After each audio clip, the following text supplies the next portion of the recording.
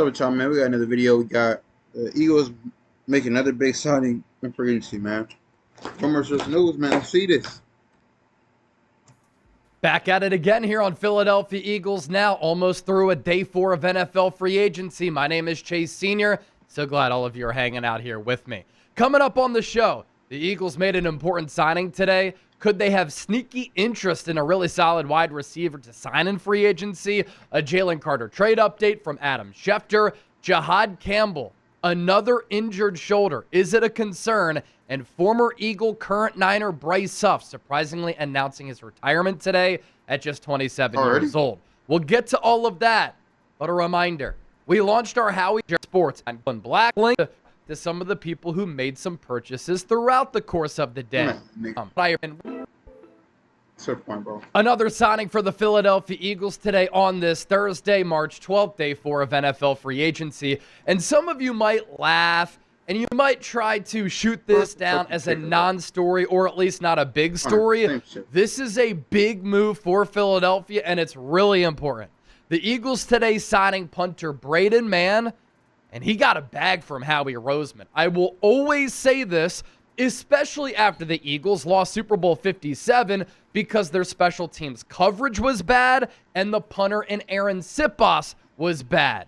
You ask Bill Belichick, you ask Bill Walsh, you ask Nick Sirianni, do special teams matter? They all say yes. It's the third phase of the game that's underrated. Sometimes it is overlooked, but it can literally be the difference between you winning games and losing games. And so going into this offseason, as part of my perfect free agency plan, what did I have on there? Re-signing Braden Mann, because this is an important move for Philadelphia to make here. According to Adam Schefter, he's the one who broke the news, so shout out to him.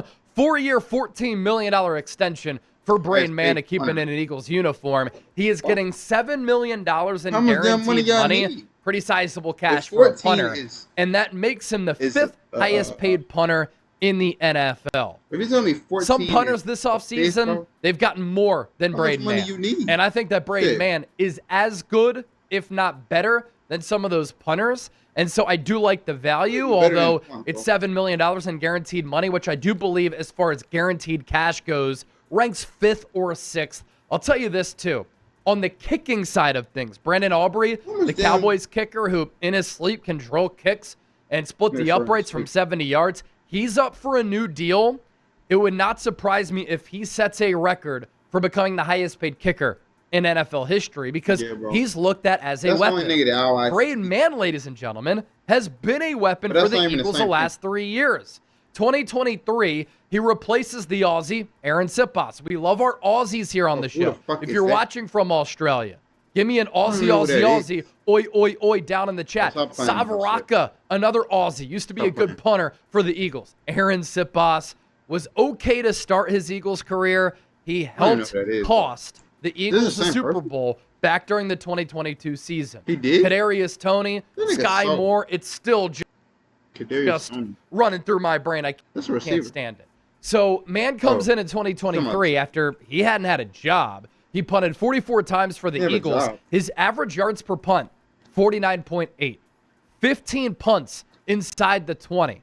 The year that the Eagles made the Super Bowl and won the Super Bowl in 2024. 54 punts for Mann, 48.8 yards per punt. He's got a really strong leg. He can boom kicks on the regular. 20 punts inside the 20. And then this is disgusting. Look at how many punts Braden Mann had in 2025. 72. That's not good, though. This isn't good, by the way. 72 points is not good. You shouldn't have 54, 44. This was like when we literally won the Super Bowl, I'm pretty sure. And he had 54 points. Then he went to 72. That's not good, bro. This is not something to be happy about. There's no reason why you should be punting the ball 72 times in the season, bro. That just shows the offense is not where it's supposed to be. 30 from his amount of punts in 2023 goes to show you how bad the offense was and how often they had all those 3 and outs. But his average helped to flip the field, and it really helped out the Eagles' defense. Nearly 50 yards per punt for Braden Mann at 49.9, and he had 20 punts inside the 20. The field position game is very important throughout the course of a ball game, and Braden Mann that. This is also a very interesting conversation. I saw friend of the show, John Kincaid of 97.5 The Fanatic, bring this up, that Howie has invested all this money into Braden Mann as a punter. Let's get some big-time cash, right? Yet, Jake Elliott was is it smart to keep Jake Elliott? And That here's man was what selling. John meant by He that. missed 3 field goals in one game. You're going to invest in the punter because he's elite. It was in Jake Elliott is the second highest paid kicker in the NFL. The last 2 years, he's been mediocre to bad. So does it make sense to pay a lot of money to a punter and a lot of money to a kicker who hasn't been getting the job done? Jake Elliott going into 2026 is on the hot seat. And if he doesn't figure it out, the Eagles will have to move on. Right now, if they were to cut him, they'd have to eat like $8-9 million in dead money. So I can see why they're not doing that. We asked Howie about this at the NFL Combine, and he was very complimentary of Jake because he might be the best kicker in franchise history ahead of David Akers, if not right behind David Akers. But the last 2 years, he has not been good. Let's talk about a wide receiver who the Eagles could potentially sign. I just see that, bro. And maybe they're showing interest in him. Juwan Jennings I just feel like of the San Francisco 49ers. More plays, like I said, because he used to be a quarterback. So we could do, like, wildcats and shit. Just, like, plays we never seen before, bro. Like, jet sweep. For me. Or just have, like, 2 quarterbacks in at one time. For me. And do, like, a read option. Like, say, for example. So, here's a quarterback. So, think about it. Here's a quarterback. Here's the receiver. So, here's Juwan Jennings. Here's the quarterback. Right? And then you have a running back motion behind. So, you do a fake speed option to motion behind him. Or like a flick to him behind him. Or you could do, like, a trick play where they'll be together. They'll do a fake. One will run this way, the other one will this way, and the other one come through this way. For me, like, what I'm trying to say? Like, former 7th-round pick out of Tennessee. But with 2 quarterbacks. Highly touted quarterback recruit coming out of high school. He's also a great hooper in the state of Tennessee. Plays for the Volunteers. Makes the switch to wide receiver. If you remember the iconic Hail Mary from Joshua Dobbs to a Tennessee wide receiver to beat Georgia at the buzzer in a crazy SEC game. I never seen it. It was Juwan Jennings on the receiving end of that. Didn't make the Niners roster as a rookie. He was on the practice squad, but then he's really become a good player over time. I can see that, bro. Very elite. You still got my boy A.J. Brown. You got Dallas Goedert.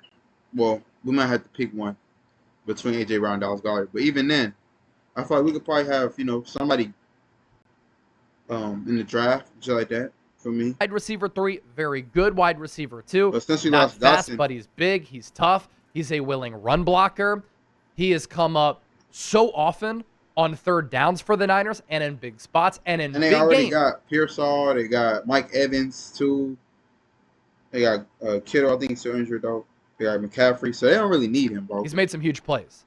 Back during the wild card round, it was Juwan Jennings, the former high school quarterback, and college quarterback recruit who threw that dime against the wind to Christian McCaffrey at the link on that trick play that Kyle Shanahan drew up. And so I saw Benjamin Solak tweet this out. What was that? A little bit earlier today? Yeah, a little bit earlier today. Wonder if the Eagles are the Juwan Jennings team. Wide receiver 3 is open, and he could... Why would he be a receiver if we trade A.J. Brown? Why would he be receiver 2? Jennings is a high-impact blocker, a receiver. Become wide receiver 2 with an A.J. Brown trade. Jennings is a high-impact blocker at wide receiver. Because that means we traded somebody worse for A.J. Brown. Help to mitigate some of their tight end issues. Now, they signed Johnny Munt, great blocking tight end. They brought back Grant Calcaterra. He couldn't block producer Chip or his mom. So that's a little bit of a problem. We'll see if the Eagles bring back. And then we also have Johnny Wilson, too. I've seen in the comment section of a video, they were saying that Johnny Wilson could be, like, better. Like, he could actually be a good receiver if he, like, used his size. Since he's, like, 6 foot something, like 6'6" around there. They said that he'll actually be pretty good if he just used his size. Then they said we got Calcaterra back and we got the new tight end. So he probably would trade Dallas Goedert. But if we don't, I think they said if we trade Dallas Goedert, we have to keep A.J. Brown. If we trade A.J. Brown, we have to keep Dallas Goedert. So we're just going to see. Because, I mean, like I said, A.J. Brown, if we trade him, that's going to be a lot of cap space. Or release him, whatever it is. It was like $20 million, I think. Dallas Goedert. A reason why Solak had said this, though, is something that we talked about a little bit earlier during our breaking news video.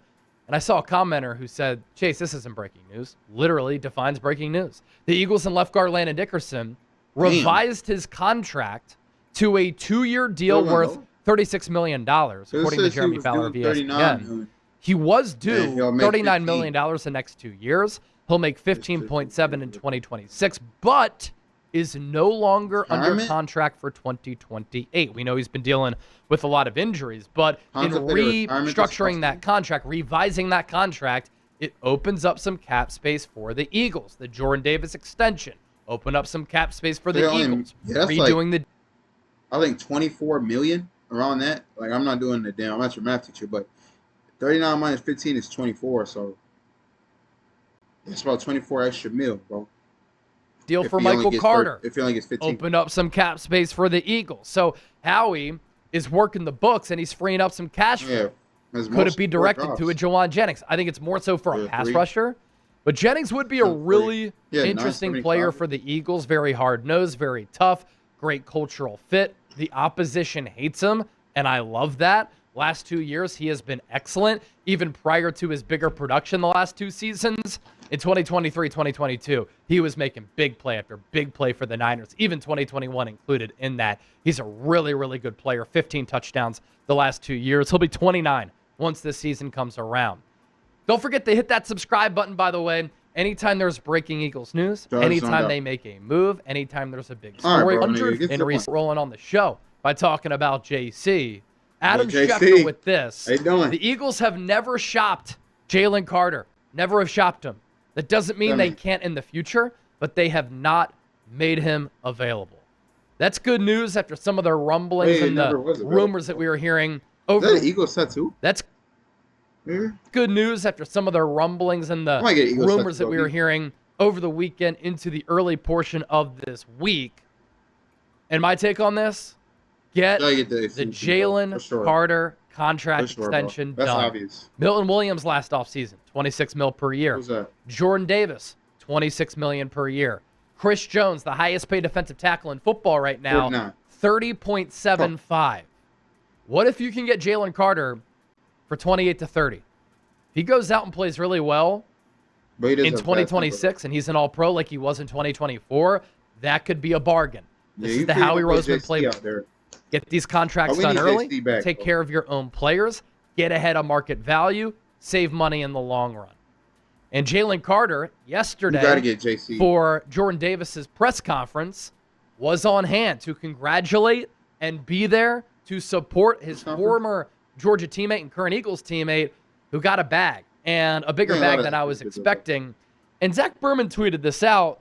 Is Jalen Carter looking in better shape, or am I tripping as compared to how he looked in 2025? He was dealing with the shoulder issues. I thought he was a little bit out of shape, but Jalen Carter's looking great. You know what's crazy, too? Jalen Carter is an intimidating... other men's weight, to be honest. But, I mean, you know, they be having shoulder pads on and shit. Human being. It's like 6'3". He looks small next to Jordan Davis, who's 6'6". He's 6'5". This is a little bit of a concern. Speaking of SEC college players and young players on this Eagles team who are looked at as building blocks, Jahad Campbell, another shoulder injury. Now, Reek Woolen had his introductory press conference today. Jahad Campbell was there. He was in the building, and he dapped up Reek Woolen.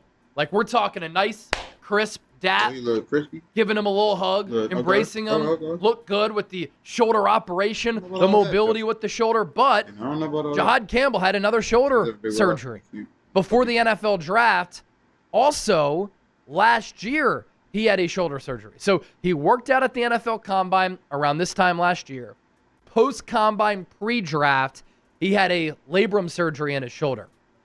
And Vic Fangio yesterday from a golf outing, may have been in NEPA, shout out to the 570, worked there for 3.5 years. Fangio told John Clark that Campbell will miss most of the offseason with another shoulder injury. So I don't think this is ideal for a hard-hitting... Hey, we get the Arnell Revis and Sony Styles, bro. Or somebody...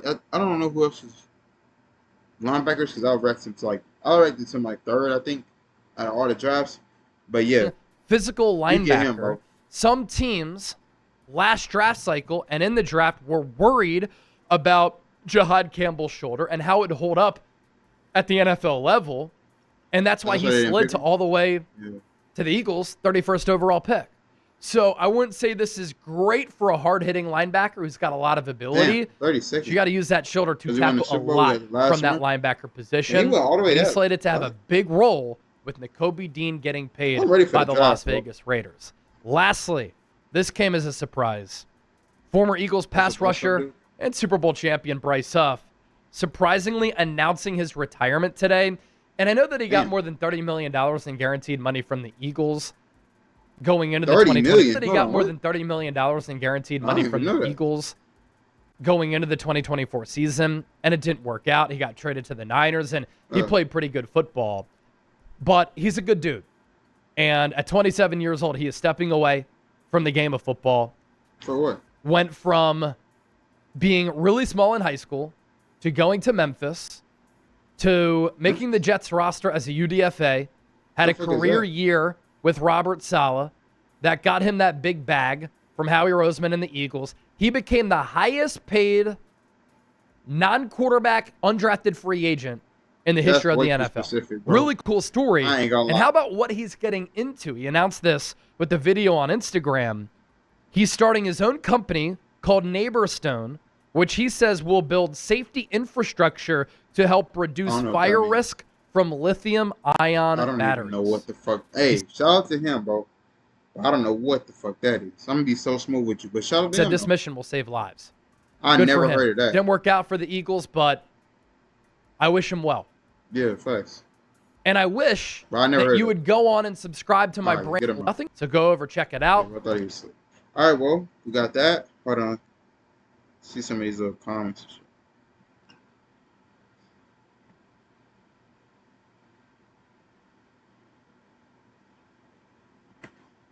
What? Man, this is really about to kick it. We finna watch this, though. Let's sure you watch this. When was this video made? 21 hours ago? We're gonna watch this one. Right here. What was it at? This one. Let's all watch this tomorrow. Oh, he cooked it. This one.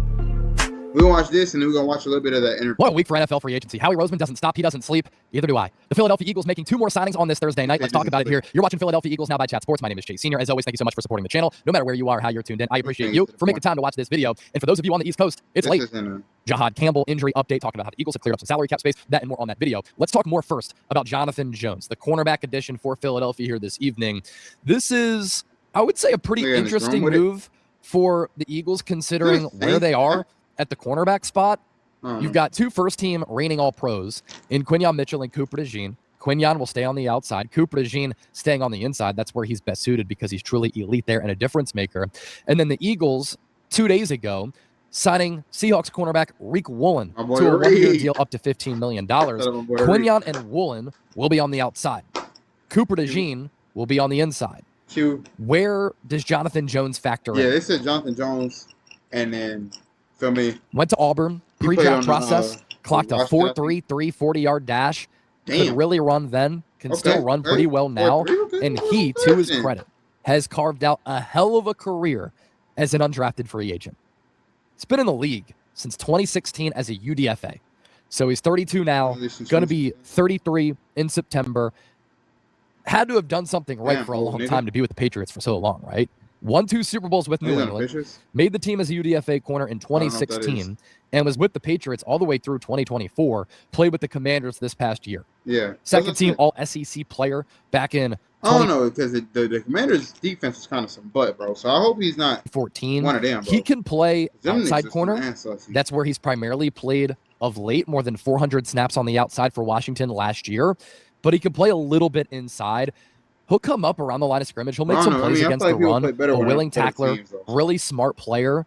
And while he is a little bit smaller on the smaller side for playing perimeter corner, he's fared pretty well on the outside. I mean, he's 5'9", 5'10", but he's tough. He's heady. And that's a big reason why Bill Belichick loved him for so long. And he's been a really solid player throughout his NFL career. Popping up some of the numbers here.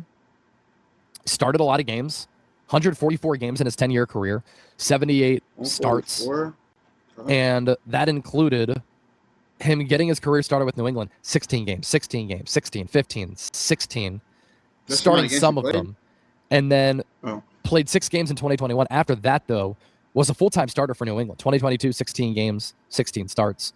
2023, 14 starts in 14 games. 2024, 14 starts in 17 games. And then this past year with Washington, that secondary wasn't great. 12 games, 7 starts. Best year from a PBU point of view, had 11 pass breakups in 2022. In the last 3 years, 7, 6, 5. A little bit of ball production there. Interceptions recently, none in the last 3 years, but did have 4 in 2022. No interceptions in the last 3 years? And what was the other number that really stood out to me? Forced fumbles. Eagles really value this. 3 in 2022, 2 in 2024. So a knack for making plays on the ball. I don't think it's a guarantee that Jonathan Jones is going to make the 53-man roster just because of where the Eagles are from a depth and personnel standpoint at corner. But he's honestly, I feel like if we can't get no big name, I don't know if Jair Alexander's coming back like I said, but if we get a big name quarterback or a big name corner, if we can't, just go for the drive. That's all. Veteran corner. This will signal that the Eagles are going to move on from Adoree Jackson, who you know can play inside, outside, and he can be a solid depth piece. They said Kelly Ringo in the comments that he was only on the team because of special teams. What happens with Kelee Ringo? I don't think he's a corner at the NFL level, but he can make his bread being an excellent gunner because of that straight line speed. He has no lateral quickness. He can't throttle. He needs to only doesn't have good awareness at the corner spot, but really good special team to his credit. Awareness. We're never going to forget that damn touchdown that he gave up. I think against the Commanders or some team where he was not even paying attention. He literally looked at the person that was open and looked away.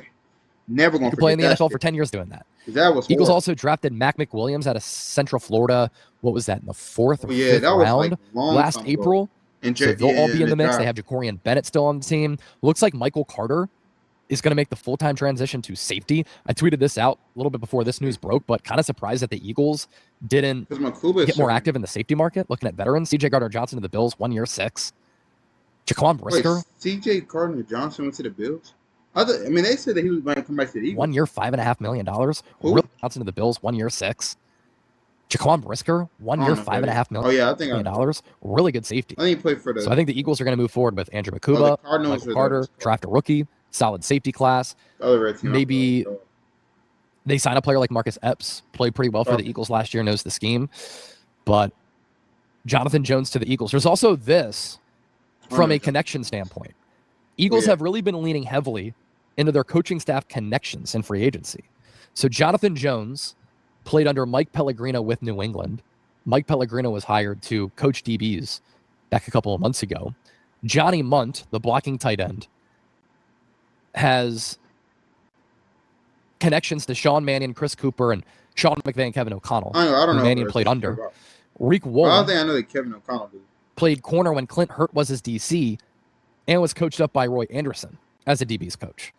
So some solid connections there. The other move that the Eagles are making, which is not a nothing burger, the Eagles have signed edge rusher Arnold Ebiketie to a 1 year contract worth up to $7.5 million. And he gets $4 million 1 year contract. The Eagles have signed edge rusher Arnold Ebiketie. Because I said we do need some edge rushers. I did say that. Since to a 1 year contract. JD. Worth up to $7.5 million. And he gets $4 million in guaranteed money. He's got 16.5 career sacks. The Falcons electing to move on. They do have a new head coach in Kevin Stefanski, but he did retain the defensive coordinator in Jeff Ulbrich. Ulbrich coached Ebiketie last year. He's got those 16.5 sacks. He's had some good moments and some solid pass rush production, but I'd say he's been a little bit hit and miss throughout his NFL career. I'll pop up his numbers as well. Went to Temple, then went to Penn State. He was born in Cameroon, 27 years old. Penn State. A little bit of a tweener pass rusher, which isn't the worst thing in this 3-4. Nolan Smith is pretty small, but plays like a heavyweight. So Ebiketie's a little tiny, but he was drafted 38th overall in the second round back in 2022. So he was a high pick. As a rookie, played in all 16 games with 1 start, 2.5 sacks. 1 start. 2023, all 17 games, 6 starts, 6 sacks. 2024, all 17 games, 2 starts, 6 sacks. And this past year, played in all 17 games, 3 starts, 2 sacks. So he hasn't been a consistent starter. I guess. He's played in 67 games, 12 starts in 4 seasons. But he's a scheme fit for what the Eagles want to do and what they do. I think he's best suited as a stand-up pass rusher, not with his hand in the dirt. He'll have opportunities to do that, and he's not going to start for this team. Damn. Nolan Smith and Jalen Hunt will start. So then what do we need him for then? This is pretty much like what the Eagles did last year with Azeez Ojulari and Josh Uche, both of whom have already signed deals, although I'd say that Arnold Ebiketie is better than both of those players by a slight margin. Okay. So you just got depth? Okay, not bad against the run. Because, I mean, I know they did, like, with the Eagles D-line, they were swapping them out a lot. Like, Brandon Graham, Jalen Phillips, JD. Well, JD and JC used to stay in the most. But, like, all the Uche dude, Hunt, all of them, Nolan Smith, like, they're all year over year from 2022 on, 3.365. I feel like you should get at least an extra couple of defensive tackles because those are the ones that get, like, since I used to play D-tackle, they get out of the D lineman, they get the lose energy the most. And then quarterback hits 11, 12, 12, 6. He can get after the quarterback with some burst speed and athleticism. He's had a couple of passes defended, 4 forced fumbles in his first 2 years. Okay. I don't hate this addition for the Eagles. It's $4 million guaranteed. If he plays really well, you'll pay $7.5 million for 8 to 10 sacks. It's a 1-year deal. Okay. So I think these are two sneaky good signings for the Birds. Ebiketie, as far as his Pro Football Focus numbers, I talked about him actually as a trade candidate going into the deadline because he was like kind of outside of being in the full-time rotation. Only played 384 snaps last year. That ranked 92nd among all edge rushers, 115 qualifying. But he played out pretty solid. Overall grade 74.9, pass rush grade 73.4. Those two marks 28th and 30th at the position. His run defense grade also in the green at 65.2. Had 25 pressures in 384 total snaps, 19 hurries, 17 stops, 4 quarterback hits. If he can get unlocked by Vic Fangio, he can be an impact player at a really good price for the Eagles. And again, if he can earn up to $7.5 million, ladies and gentlemen, that's a really good thing. I'm trying to think if he's got any connections to the staff with all the connections that the Eagles have been making. I don't think there are many parallels between the Eagles and the Falcons right now. Ian Cunningham used to work under Howie Roseman. He's basically the GM. He went to Chicago, worked under Ryan Poles. So he knows him, but he just took the GM job. So he decided to not retain him. It's the only connection that I can really think about. So, Jonathan Jones, Arnold Ebiketie to the Philadelphia Eagles, day 4 of NFL free agency. All right. Eagles active. Don't forget to hit that subscribe button. I'll be back in the studio tomorrow. That's enough, bro. Shout out to him. All right, so we're going to watch this last little thing. Good out. I don't usually do these type of things, but, I did see this on the Eagles Snapchat. So I want to see a little bit of this, you know what I'm saying? We got my boy Reek rolling. A nice little interview, man. For me, now I ain't going to lie. My attention span isn't that high, so we're going to do this in 1.2 speed. Y'all aren't here sleep. Wake up. What made you decide to come to Philadelphia? Shoot. Okay, let's see. Another opportunity, a great chance to play with a great team. A lot of similarities that I have with the Seahawks. Great defensive line, great linebackers. There's all around great culture and great team and organization. Okay. How did you view the process of free agency? Just really took it a day at a time. I'm a Christian guy, and I just let God do his thing. See, this is what we need. This is what we need right here.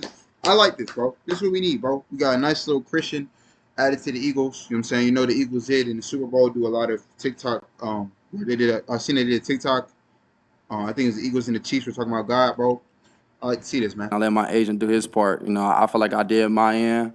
I play football, and I don't do contracts. My agent do that. So literally, me and him just felt like it was best. And whenever I got the chance to come to Philly, I just thought that was the best option. What part of this opportunity or this defense jumped out to you?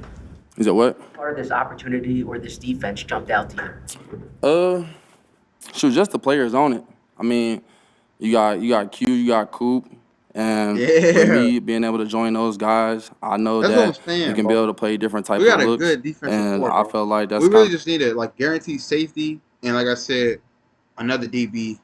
Like I said, I don't know when Jair Alexander's coming back, but we just need probably one more DB, and then we can start focusing more on the offense. We do have an edge rusher. I say get one more edge rusher, maybe another linebacker too, since we lost to Kobe, and they said Jai Campbell might have an injury. And then Makuba, I don't know when he's going to come back.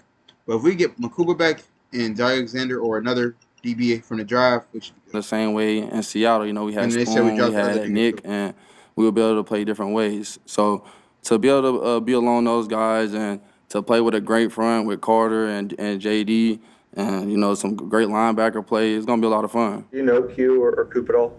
I met Q before he got drafted. He trained at XPE in Florida. That's where I was training at. And I mean, I'm a little bit, but other than that, already. we're gonna get close, as the season comes. How do you think the way Damn, you play motherfucker. corner fits the mentality of this Eagles defense, as well as the way Eagles fans like to see the defense play? Shoot, just with enthusiasm, I like to go out there, have swagger, I gotta have passion. God didn't make me to be a quiet person. God made That's me. good work. Wait, let him finish. To go show off my abilities and play with passion and enthusiasm. And to fit in a culture where a lot of players do play with passion and enthusiasm is going to be a lot of fun. How much do you watch other top corners in the league? Obviously, you got to spend a lot of time with Spoon. He's one of the top guys. Watch him? Do you pay attention to the other top corners in the league? Everybody does. Oh, yeah, most definitely. Just because you compete, and it's the nature of the business. And whenever you watch other corners, you like to just take little things from their game and you like to implement it to theirs, to yours. But also as well, whenever you see another guy catch a pick, you gotta go. Like, let me go catch a pick. There's just different ways to find edges and greatness, and that's how you do that by watching other great players in your position. What does it mean for you to be able to reunite with Emmett Hurt and Roy Anderson, and how much did that have a factor in your decision, knowing those guys are in the defensive staff? Oh yeah, honestly, it's a blessing, man. Coach Hurt, real nice dude, and Coach Roy, real nice dude as well. And I'm just honored to be able to link up with those guys again. I feel like being on this team, on a winning team, is going to be a lot of fun to pair with them. Reed, what's the most important thing you learned during your time in Seattle, and how can you apply that here? That's a good question. Just take it a day at a time, man, and just be where your feet at. Just be a great teammate and come every day to work and just try to get better every day. Especially in Seattle, we got a championship culture just like here. It's a championship team. So these guys here, they expect me to come here and work hard, and this team, they work hard too. So I feel like I'll blend right in with them. How would you describe last season? How would you describe last season? I gotta do this a little bit. Season, the run you guys went on your place, talking at the same time. Experience what it feels like to go on a Super Bowl run. How does it feel? Honestly, I feel like it was great just because it prepared me for a moment just like this. Whenever you win a Super Bowl, whenever you play with a winning team, other teams, when it comes to free agency, they want a guy that's a winner. They want a guy that can bring a piece of DNA or knowledge on how to be able to win. And for a team that's already winning and you add a guy that can bring in an extra addition, is going to, bring the team to another level. There are clips circulating of you going up to Carson Wentz after a game, calling him a legend. Do you have a Philly tie, or were you a Philly fan, or what's? True. Honestly, no, that man just was balling. Yeah, he was balling. I was a youngin'. I respect whenever he was here killing it, and that was just one of the quarterbacks I was watching. I just liked how he embraced his role, and whenever it was his chance, he just was killing it. And whenever I got to see him in person, I was just kind of struck a little bit just because I was like, dang, that's the guy I just was seeing on TV when I was younger. Yeah, so that's facts. I just got love for great players, and I love when people, go out and win games and do the right thing, and he was a player that did that. You're known a lot for your recovery skills and coverage, so I guess allows you maybe to take a few more risks. How do you view how that will fit in this scheme? I'm probably gonna help out a lot just because I'm a sticky guy in coverage. This team runs a lot of man, and they run a lot of everything, but they run a lot of man. I feel like in those situations I can be able to take chances just because I have abilities that some people don't. With this being a one-year deal for you, do you kind of view it as an opportunity to show the league that you're worthy of a long-term deal eventually? Oh yeah, but honestly, it's just crazy because at the end of the day, you still gonna have to play football. No matter if it's 1 year or 4 years, you still gonna have to put your shoulder pads on. You still gonna have to play for your team, and you still have to make plays for your team. So literally, I just see it as a year to grow, to come and join this team, to go win a championship, to win games, and to become a brother. And if these guys need me, I'll be there for them. And if I need them, they should be there for me. So I'm just coming here, be a great teammate, a great addition, and help this team win games and hopefully go to a championship. What do you think is next in your development as a corner for you to grow or take another step? For me, the mental game a little bit. I sometimes be in my head a little bit, but at the same time, I like to show a lot of passion when I play, and sometimes I can get out of control a little bit, OD it a little bit, but most of the time, I just feel like I'm just being a great player, and whenever you make plays, you just gotta lock in a little more and just focus and celebrate with your teammates a little bit. So I just have to say, the mental game, It's crazy because ever since my rookie year, you know, I got better every year. Yeah. So you got to change the number. Tackling is one of the main things, and I feel like I got better at tackling every year. And just change the number, though. Me being comfortable in zone coverage. You know, I had the most busts I ever did when I was a rookie. Better than 20-something. Those went away as years came. Maybe. So no, not Sidney Brown. just continue to be great in zone, continue to be great in the mental point of the game, and continue to be a great tackler. I guess you're referencing some of the taunting penalties. It seemed like you cut down on them as the season went on for the most part. You know, to continue doing that, what are some of the things that you've learned to kind of control your emotions? Sure. Once you make the play, just turn to your sideline and go over there. You can never go wrong if you celebrate with your teammates. You can never go wrong if you just get to your sidelines and make a play because that's what I used to say us in high school too, bro. Make a pick, make a touchdown, go to the sideline, celebrate then. Those are guys you want to celebrate with anyway. Don't celebrate on the field. You know, whenever you're going against a team, make a big play, there's a lot of emotions going on, especially a rival game. But, you know, you got to be better in those situations, and you just got to go celebrate with your team because ultimately that's who you winning the game with. Nothing wrong with that. You mentioned the passion. Where does that come from? What makes you so love the game so much? Just the work, man. It was a point I was talking to somebody. It was like a point where I'll make a play at practice or something and wouldn't celebrate. But, like, they're like, no, you got to celebrate every play, bro, because, like, God didn't make you a way to not celebrate. God made me and gave me many different talents, and He made me big and fast and to make plays. And if I didn't celebrate any play, I'll be doing a discredit to myself just because I was made to go make these plays. I was made to show love and show an appreciation to this game because this game showed an appreciation and love to me. You play wide receiver. That's facts, bro. Y'all got to make sure y'all, even if it's a little blessing, bro, you got to go to God and thank Him for it, bro. For me, because He could take all that stuff that you got, you weren't grateful for, He could take that away and give it to somebody else. Receiver in high school and early in your college career, what sparked the move to corner, and did that help you at all when you transitioned to corner? I didn't even want to play corner, to be honest. I was a receiver my whole life. I played offense my whole life.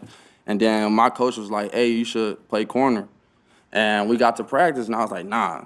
But then he tapped me and was like, go play corner. So I was going to do DB drills. And I did DB drills, and I would see all these DBs. They'd be like 5'10" and 5'11", and they pedaling, moving quick. And I'm looking at myself like, oh, no, I don't fit in here. So I would go to the receiver drills. That's what I'm telling y'all, bro. When y'all younger, y'all got to trust these coaches, bro, because they can really change your life just by you listening to them. Keep forcing me to go to corner to corner. Because if you would have said receiver and he ended up making it and just been stubborn and just did what he wanted, never knew what. And finally, I just bought in, and it was in 2019, the last game of the season. I played my first game of corner, and I didn't know anything. I just was playing cover 1 and cover 3, and I just bail in cover 3, and then if it was man, I just go with my dude. And that was just like the beginning of. I think bit means like if you basically like make a play on the ball, pretty much. Either that or like you fake them to where like you not fake them, but like you make it to where they think that they're open or not. And then man just covering him, man. Journey of just transitioning to the cornerback position. And then in college in 2020, when I got new coaches, they asked me, do I want to play corner or receiver? I just chose to play corner, and then I just bought into the position, and it got me here now. And it helped me a little bit understanding the game because I played both sides just because, you know when you see a certain receiver split, you know they can be running certain routes. And when I was a receiver and I was at a certain split, I knew I was running certain routes. So those go hand in hand with some of the things like that. Since your rookie season, that was obviously the Pro Bowl year. What clicked that year, and how similar was what Clint did with you then to what you'll do now here in Philly? Honestly, I was just going out there and playing football, man. Like when you're a rookie, sometimes the less you know is the better. Just because as a rookie, you don't know what you're getting into. This is a whole new world. You know, you got media, you getting more money than, well, nowadays they're NIL, but you're getting more money than whatever. So, you know, when I came as a rookie, I just wanted to come in and have fun and be a great teammate. You know, I wasn't really worrying about what this person said, because I wasn't really visual to that because I didn't know as much, you know, rather than just coming in and being a rookie and fitting into the culture. So being able to make plays and do that my rookie year was pretty cool, and to have Coach Hurt there with me, you know, was awesome. And I feel like being able to come here, I got the same chance to do the same thing. Going back to Quinyon, you mentioned last year that you thought he was among the top 5 cornerbacks in the league. What put him up there for you, and how do you feel like your skill sets can complement each other on the field? Shoot. Honestly, just because I watched a couple games, and the one game I liked the most out of what y'all call Guantanamo Bay. The one game I like watching was the Bucks game when y'all went to Tampa Bay, and we had to go play the Bucks a couple weeks after that. So when I watched that game, and I just seen the way him and Coop were tackling, they were covering, they were strapping guys up. It was pretty cool to see. And now I'm able to be a part of that. It's awesome because it's like, dang, where can you throw the ball to? So that's what I'm saying, it's bro. fun. That's facts. And to be able to be. That's what I said. All we need is just one more corner, bro. How if you watching one more corner, that's it. Like I said, I mean, I don't know if J.R. ain't coming back. Like I said, I know they said Makuba. I don't know if he's coming back, but if we just get one more corner, like maybe try and get like I don't know what corners are free, but any corner that's like just anybody, bro. That's just a big name that isn't like too expensive. Either that or get a safety, and then we could bring one of the corners. Like if you get a safety, then we could bring Makuba when he get back to cornerback, or when he gets back, he could play safety, and then we'll have another corner. You know what I'm saying? With those guys, I feel like it's gonna be a lot of chances for us to make. Because they said apparently Coop might play safety. I don't know how. Make plays and a lot of chance to help out the defense as well. You mentioned your improvement in zone coverage over the years from when you were rookie. Do you trace that back? It was easier from that transition you were talking about from wide receiver to corner. Did that, did the man stuff click quicker? A little bit. I feel like just as the experience went, that's when it started to click even more. In this league, you go against different players, but the main thing is you're really going against offensive coordinators. And once I started to realize those certain things, I feel like it helped me in my zone coverage rather than try to guess for plays. You know what I'm saying? You can see a formation and you can play a certain way in a zone coverage, and stuff like that. So being able to identify that helped me out grow as a player and help grow in those areas like zone and man. Okay, thanks for. All right, shout out to Tyree Woolen. We might end up watching this, but I gotta think about it, bro. Let's do a prayer real quick. Well, thank you for today. Thank you for allowing us to get some new players. So us all be able to stay healthy, have my team be able to get healthy before the season starts. Just have a great season, be able to win the championship again. Hope everybody watching this to accomplish their dreams. Hope everybody that's in signed today to chase their dreams and be able to provide for their family. Just hope us be able to give you the glory and always chase our dreams. And, from a YouTube or whoever's watching this, whatever their dream is. And we love you, everyone. Without you, Jesus, I mean, we love you. Jesus, I mean, amen. I love y'all, man. Just so y'all more videos today. Y'all stay safe, man.